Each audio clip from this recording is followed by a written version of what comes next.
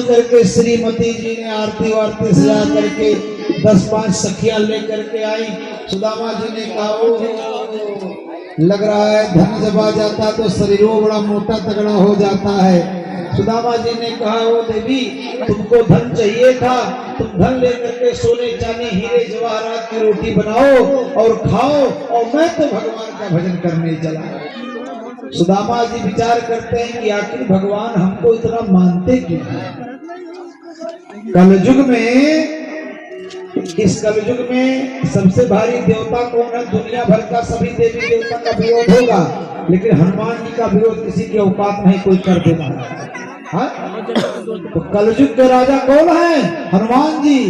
देवतन में हनुमान। और नात रिश्तेदारी में आजकल कौन सी रिश्तेदारी नंबर 1 पर चल रही है? आप लोग जानते करते कौन रिश्तेदारी है? बोले देवतन में हनुमान और नातन में सढ़ुआन। सब लोग समझ गए, जानकार है भैया। पहले कहावत थी कि साढ़ू के घर साढ़ू आए जैसे गांव का कुत्ता। पहले कहावत थी, आज के 25-30-40 साल पहले कोई सढ़ुआन उड़वान नहीं जाता था महाराज। अब आजकल तो जीजा लोग सढ़ुआन के बियाह खोजे थे महाराज। आजकल का बदल गया है मामला। साढ़ू के घर साढ़ू आए और सब नातन के हीरा।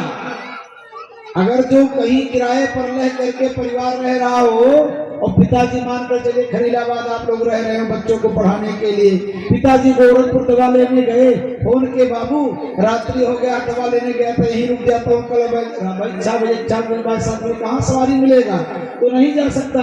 तो पत्नी का कहेगी आज मथवा हमारा दर्द कर रहा है और हल्का हल्का कुछ बुखार है, पिताजी के लिए तहरी बना दो।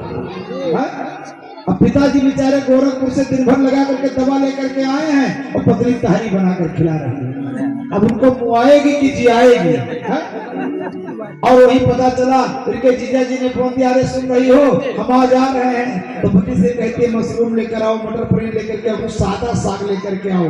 हमारे जीजा को डायबिटीज है का शुगर है, सारा ख्याल करती है महाराज। और चकाचक बढ़िया हाल चमड़े सारा रोग में भाग जाता है महाराज। तो कहावत है साढ़ू के घर साढ़ू आए सब नातन के हीरा और भीतर से सड़ुआई निकली गवा करे जे पीरा है मोर जीजा। जीजा को देख करके सारा दुखवे भाग जाता है। तो देवतन में हनुमान नातन में सड़ुआन। तो सुदामा जी महाराज जब समुद्र का मंथन हुआ, तो समुद्र का मंथन जब होता है तो पहले दरिद्रा महारानी निकलती हैं, तो उनको ब्राह्मणों ने ले लिया। उसके बाद लक्ष्मी जी का प्राकट्य होता है, लक्ष्मी जी का विवाह भगवान विष्णु से हो गया। तो दरिद्रा और लक्ष्मी दोनों बहन हुई, तो ब्राह्मण और भगवान दोनों साढ़ू हुए कि नहीं है? तो भाई अपने साढ़ू ख्याल तो करवे करेंगे भगवान, और आजो काल कर ही रहे हैं। तू ना करे तो कोई करने वाला है ये नहीं है। तो सुदामा जी विचार करते क्वाहम दरिद्र पापयान क्वाक्षनासं निकेतना ब्रह्म बंधुर तिस्माम। सुदामा जी ने कहा देवी हम तो भगवान की कृपा चाहते थे, दर्शन मिल गया और तुम बढ़िया खाओ पियो आनंद लो, धन का उपभोग करो, और हम तो चले भगवान का भजन करने। एतत् ब्राह्मण्य देवस्य श्रुत्वा ब्रह्मणताम नरः लब्धभावो भगवती कर्म बंधात् विमुच्यते। जो सुदामा चरित्र की कथा को सुनता है वह कर्म के बंधनों से मुक्त हो जाता है। 100 वर्ष के बाद तो ये बच्चों को शांत कर दो, आगे बैठे हैं हल्ला करते हैं भाई। अच्छा यहाँ एक विशेषता हमने देखा, लड़कवे कथवा में तो खूब आते हैं, हर जगह नहीं आते इतने बच्चे, लेकिन आकर के 7 बच्चे बल रहे बालक एक स्वभाव वो अगर गंभीरे हो गए तो बड़े कोनो भरोसा नहीं, 20 बार उठा बैठा जात है, तो फिर इनका क्या भरोसा है। बच्चे तो ऐसे शांत रहेंगे भाई, इतने कहाँ कमाई किया जाते हैं। बोलो भक्त वत्सल भगवान की जय हो। सो महाराज माता जी के बार बोलो दादा 5 बार करके हमको किरदार बनाते रहे। बोलो भक्त वत्सल भगवान की जय हो। भगवान 100 वर्ष के बाद सूर्य ग्रहण होता है, और उस सूर्य ग्रहण में भगवान कुरुक्षेत्र में स्नान करने जाते हैं।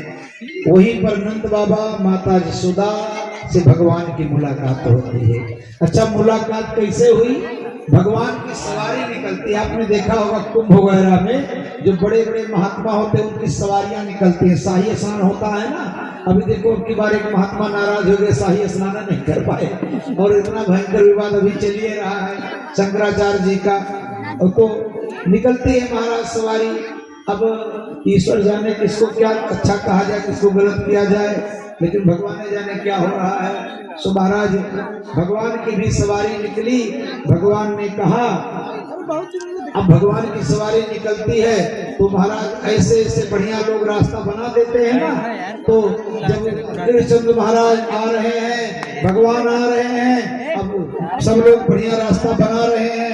इतने में क्या हुआ, एक ग्वालवाल ने सोचा रे जो रथ से आ रहा उसको तो कन्हैया जैसे दिखाई पड़ रहा है। बस महाराज द्वार जो रास्ता दिखा रहे थे, रास्ता वालों को दिखाने वालों को पकड़ लिया कि जा करके कह दो कि उसके बाप ने रास्ता रोक दिया है, अगर हटाना हो तो स्वयं चल करके आए।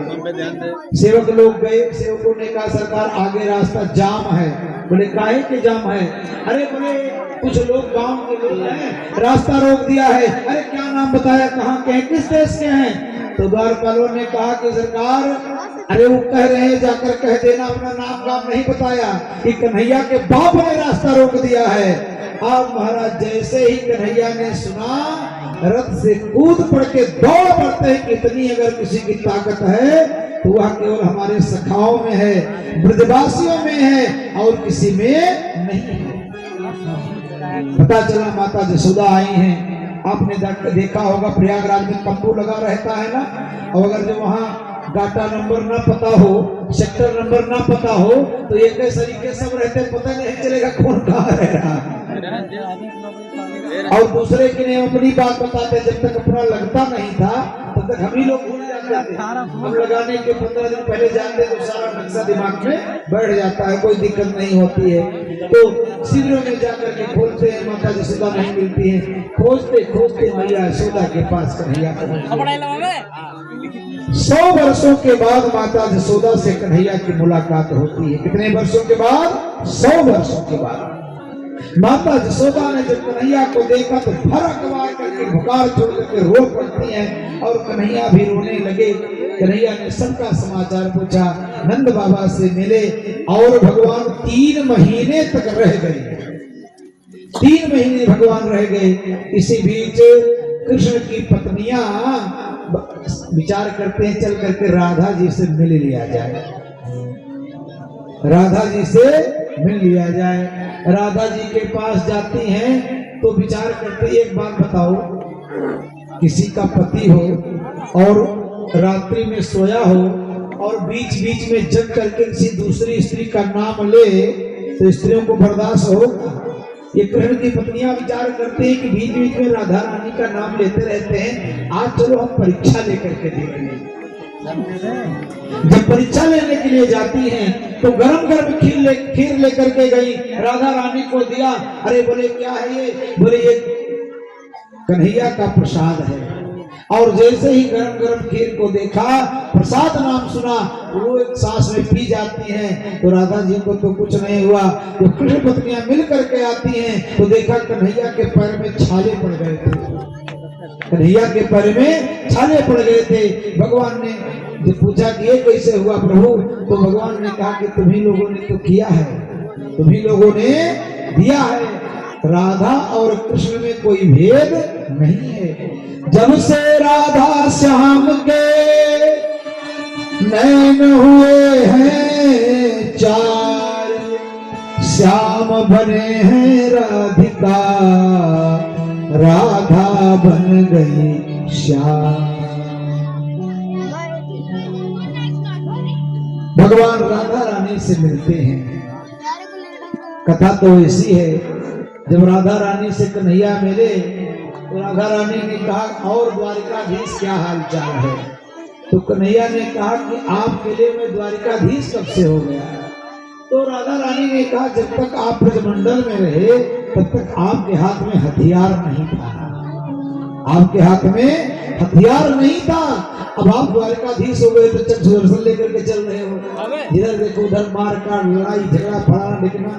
वो प्रेम का जीवन कैसा था और आज का जीवन कैसा है। तो भगवान ने कहा कि तुम्ही लोग तो मथुरा नहीं आई हो। तो गोपियों ने कहा, राधा जी ने कहा, बहुत ज्यादा दूर नहीं है, लेकिन मन से अगर जो दूरी बन जाए तो वह दूरी बहुत ज्यादा हो जाती है। अगर मन की दूरी बन गई तो बहुत ज्यादा दूर हो जाता है, और मन की दूरी नहीं तो कितना लंबा रास्ता हो कम लगता है महाराज। कि कैसे आऊं रे कन्हाई, कैसे आऊं रे नंद के लाला, तेरी गोकुल नगरी बड़ी दूर नगरी, दूर नगरी बड़ी दूर नगरी, दूर नगरी बड़ी दूर नगरी।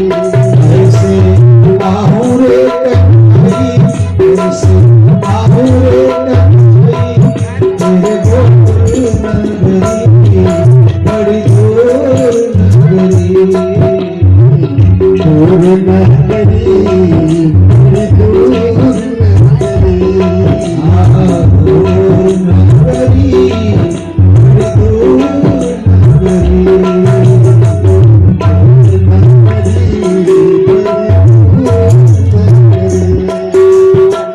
सखी संग आओ कान्हा लाज लागे, सखी संग आओ लाज लागे, सखी संग आओ कान्हा लाज लागे, सखी संग आओ कान्हा लाज लागे।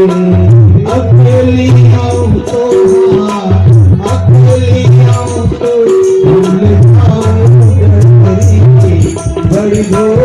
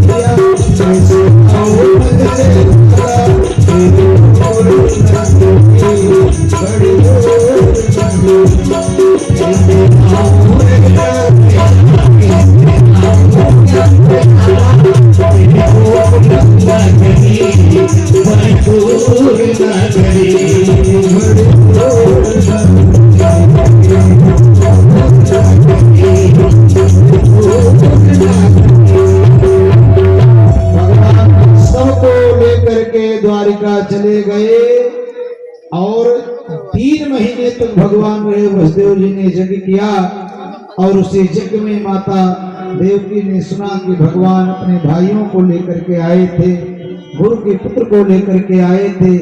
इसी बीच वेदों ने आकर के स्तुति किया, सो महाराज तीनों देवताओं में बड़ा कौन है? देवासुर मनुष्येषु ये भजत शिवम शिवम प्रायस्ते धनिनो भोजा ना तो लक्ष्मीपति हरि।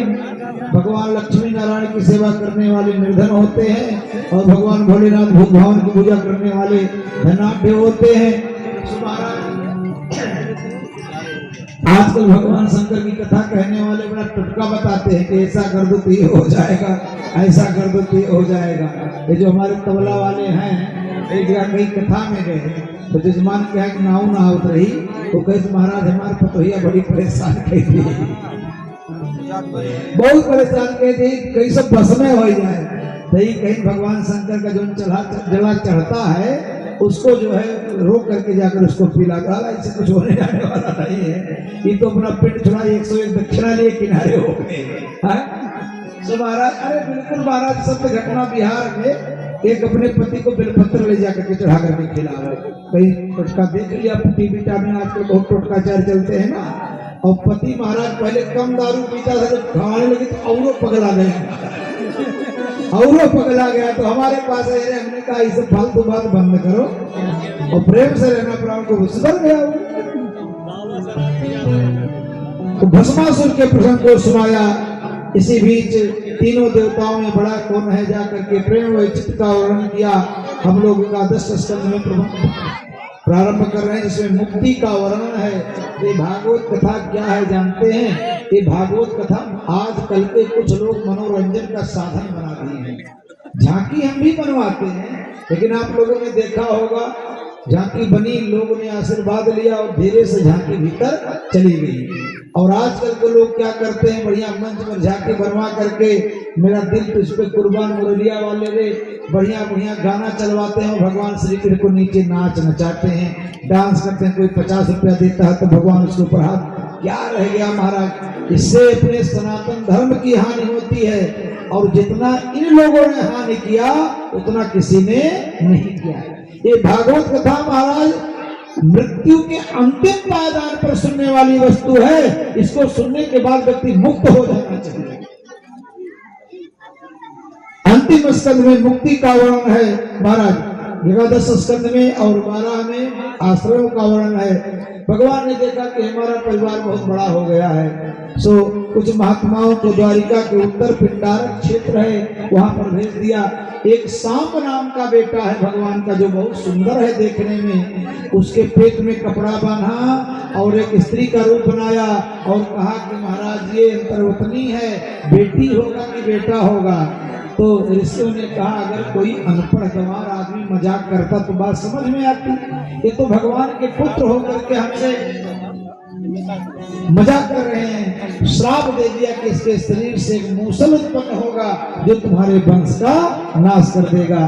तो पेट को खोला गया, कपड़े को निकाला गया, एक लौह खंड निकला, उसको पिसवा करके और वहीं समुद्र में फेंकवा दिया। तो एरका नाम घास हो गई और छोटा टुकड़ा बजा, मछली निकल गई। मछली को एक पहेलिये ने पकड़ा, शिकारी ने पकड़ा, उसमें छोटा सा टुकड़ा मिला लोहे का, उसको जरा नामक पहेलिये ने अपने बाण पर लगा लिया। अब भगवान ने कहा कि हमारे पिताजी का भी कुछ कल्याण कर दो। नारद जी से कहा, नारद जी गए और नारद जी ने 9 योगेश्वरों के संवाद के माध्यम से भगवान के पिताजी को रोक दिया। नारद जी कहते हैं, एक उपाख्यान सुनाते हैं कि एक बार की बात है, जनकपुर में एक विशाल यज्ञ होता है और यज्ञ में महाराज विदेह ये प्रश्न पूछते हैं कि इस संसार में सबसे दुर्लभ क्या है? सबसे दुर्लभ क्या है? बड़े दुर्लभ मानुषो देहो देहि नाम चरण भंगुरा तत्रापि दुर्लभम मन्ये वैकुंठ प्रिय दर्शन। तत्रापि दुर्लभम, सबसे दुर्लभ क्या है? मनुष्य का शरीर। और उसमें भी दुर्लभ क्या है?